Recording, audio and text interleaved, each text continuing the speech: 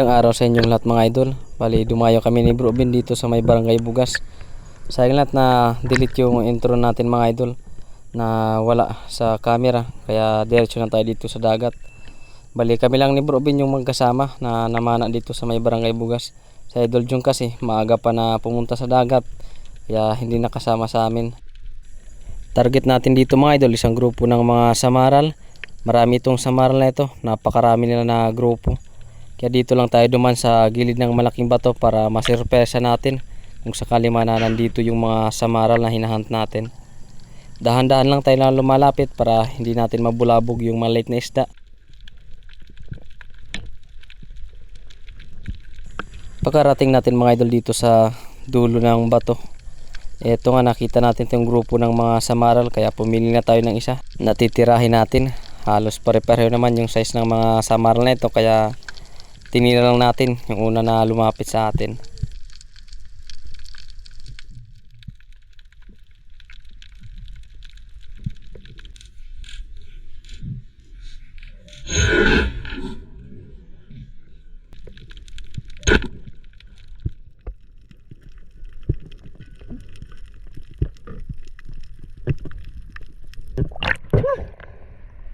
Huli rin tayo.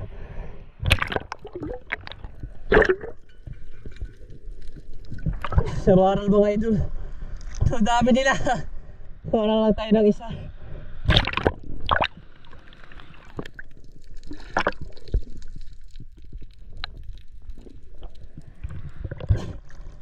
Unang huli natin mga idol. Samaral. Eh si Bro Ben nakapanak kanina ng mag-room snapper. Malaki-laki na.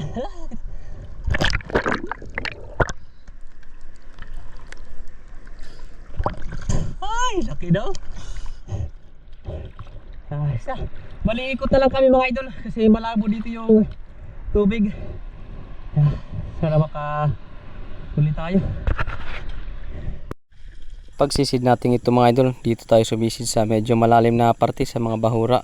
Sinalubong tayo ng malaking bayang, kaso nakapatay yung ating camera, kaya agad ko ito na inopen, kaso agad rin na lumayo yung bayang. Sayang, malaki na sana yung bayang, mga 3 kilohin na. Sinubukan ko pa na hintayin yung bayang at mag fish call dito sa ibabaw ng bahura, kaso hindi na talaga bumalik.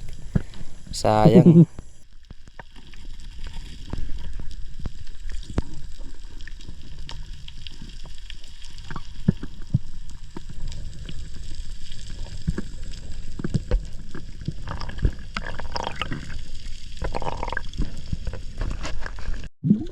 Sa pagsisid natin ito mga idol, nandito tayo sa karawisan na ng Barangay Bugas. Ito yung spot kung saan marami yung mga ilak. Dito nga pagbaba natin, talagang napakarami ng ilak. Pinipili lang natin yung first class na ilak o danoy na bulirawon kung tawagin namin. Kaso ito mga idol yung nangyari, para tayong dinuduyan sa ilalim ng dagat gawa sa sobrang laki ng mga alon. Kaya nahihirapan rin tayo na mag-target sa mga isda na papanain natin. Lumalapit na sana sa atin yung mga ilak na target natin, kaso hindi natin mapana gawa ng sobrang likot sa ilalim ng dagat, kaya hindi natin ito matira. Kaya napagpasyang ko lang dito na humahon na lang kasi sobrang hirap talaga mag-target pag ganito kalalaki yung mga alon. Napakahirap i-target yung isda na titirahin natin. Kaya nag-resurface na lang ako at lumipat lang ako ng spot na pamamana natin ng isda. Pagka-resurface ko mga idol, ito napakalaking along yung nasa lubong natin. Grabe yung alon naglalaki. Yun na pa.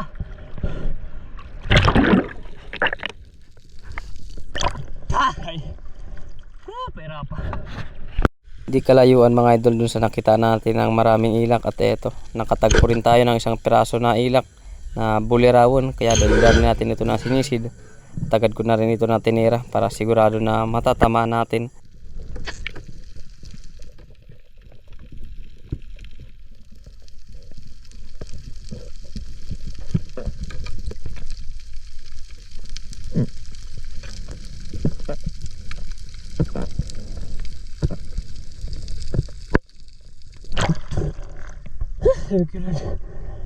Hilak mga idol. Baka naman huli natin. Thank you Lord. Salamat. Sa pagsisid natin ito mga idol, may nakita tayong dalawang piraso na samaral. Ito yung klase ng samaral na masakit rin pag nakakatinik. Tawag namin sa samaral na ito, pamigwisan, kasi iba yung pattern sa samaral na ito sa kanyang katawan. Pakababa natin mga idol, agad tayo na nagsagawa ng ambush para makuha natin yung atensyon ng dalawang samaral at matira natin kung sakali man na lumapit sa atin itong samaral.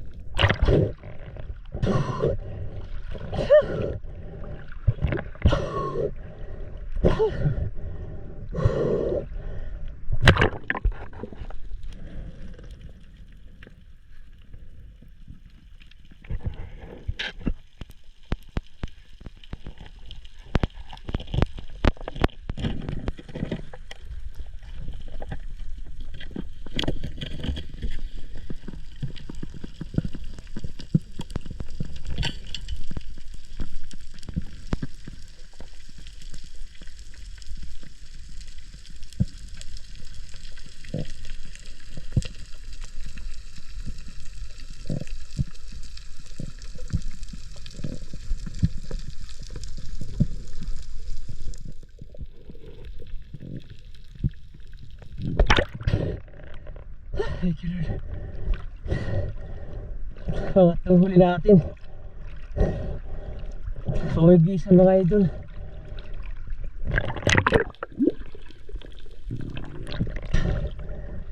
Good size na. Thank you, Lord. Salamat. Sa pagsisid natin ito mga idol, may sinusundan tayo na surahan na bayrongon. Ito yung surahan na hindi gaano lumalaki pero napakasarap na inihaw at tinula. Kaya tinarget na natin ito at good size na rin ito na pangdagdag sa huli natin na isda.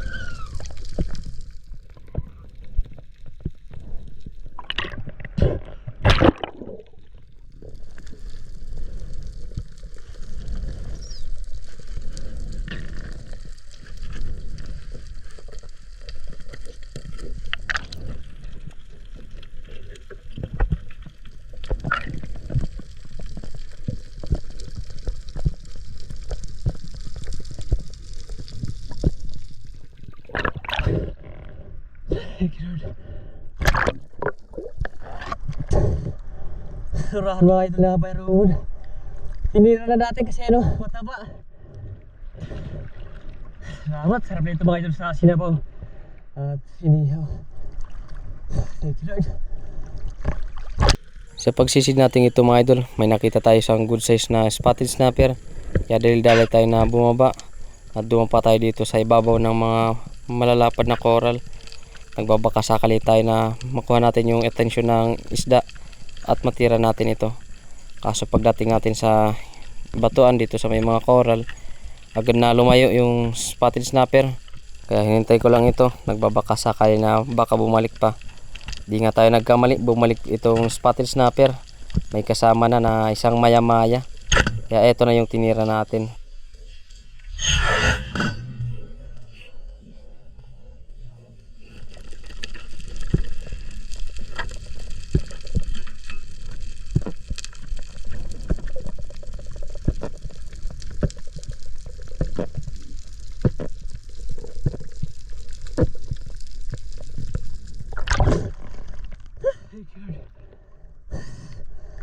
Maya maya mga idol.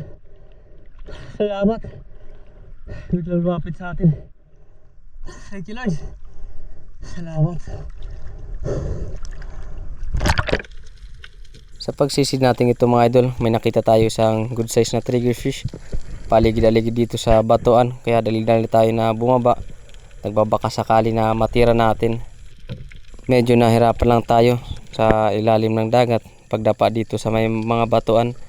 Gawa ng napakalaki talaga ng mga alon, nahirapan tayo sa pagtatarget sa isda. Kaya dito nagbaka sakali lang tayo, nilapitan lang natin itong triggerfish. Tinira lang natin ito, nagbaka sakali na baka tamaan natin.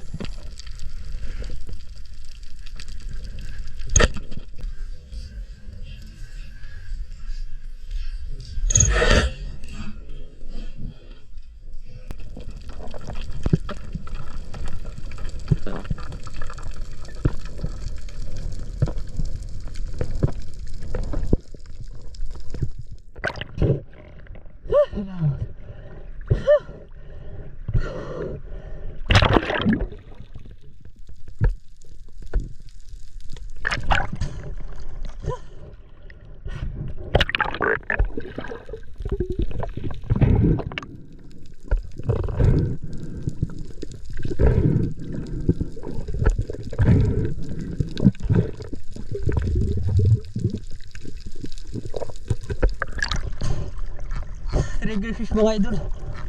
Hupakol. Thank you Lord. Salamat. Sa pagsisid natin ito mga idol, nakita natin yung grupo ng mga labahita o ang mamakpak kung tawagin namin. May kasama ito ng mga grupo rin ng mga bayarungon. Kaya dito dahil tayo na bumaba at pumili tayo dito ng good size na bayarungon na papanain natin. Madalang rin kasi yung malaking isda, kaya kumukuha lang tayo ng mga bayarungon para may pang-ulam naman tayo pag uwi natin sa bahay.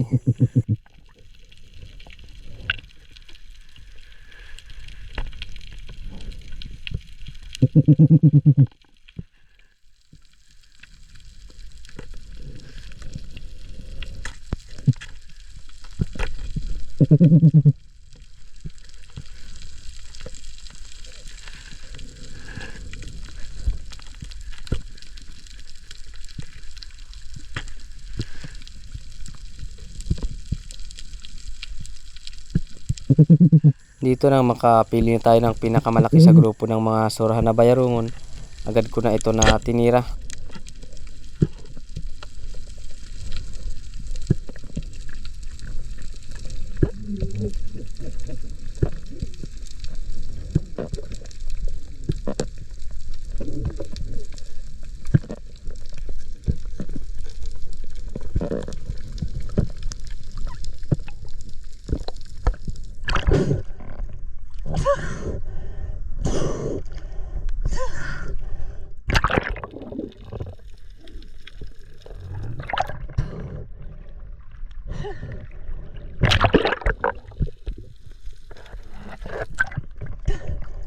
Surahan na bayarungon mga idol. Ayos na ito. Ang dagdag sa huli natin. Habang papunta tayo mga idol sa ahonan natin, may biglang sumulpot na giant trevally, kaya agad ko na ito na tinira.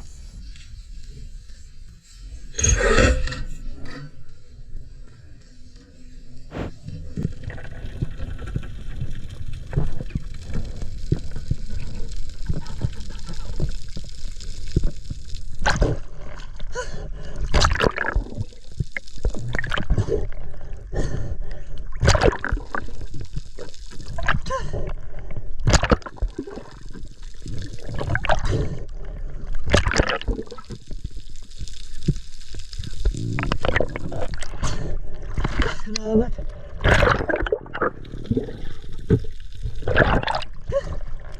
Pahabol pa tayo mga idol lang giant trevally. Thank you Lord. Buti lang napakaamo. Salamat. Thank you Lord. Lasing kami dyan ha. Malipahon na rin kami ni Bro Obin.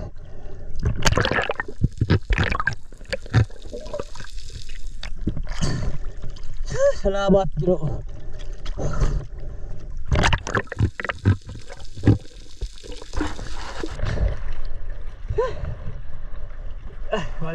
Sabaw na kami mga idol.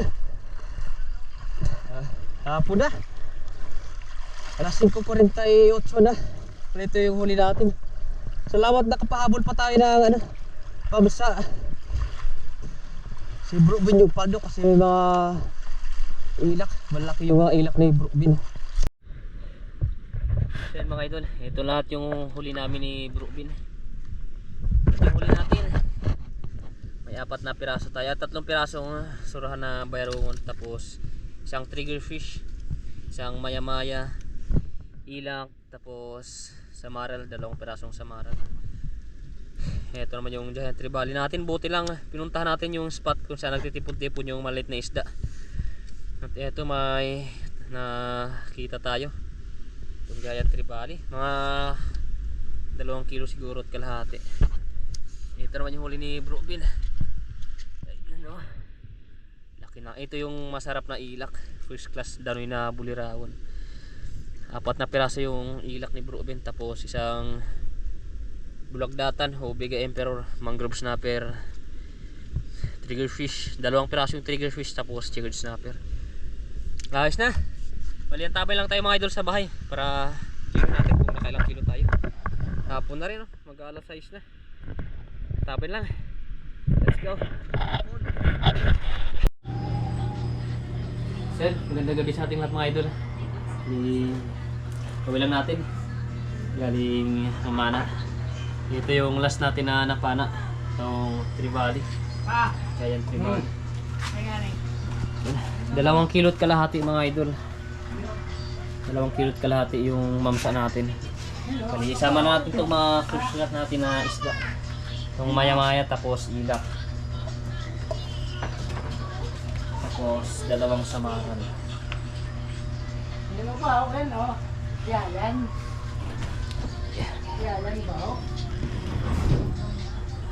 4.25. Sama natin to kasi malalaki naman itong bayarungon. Ayan. Ito.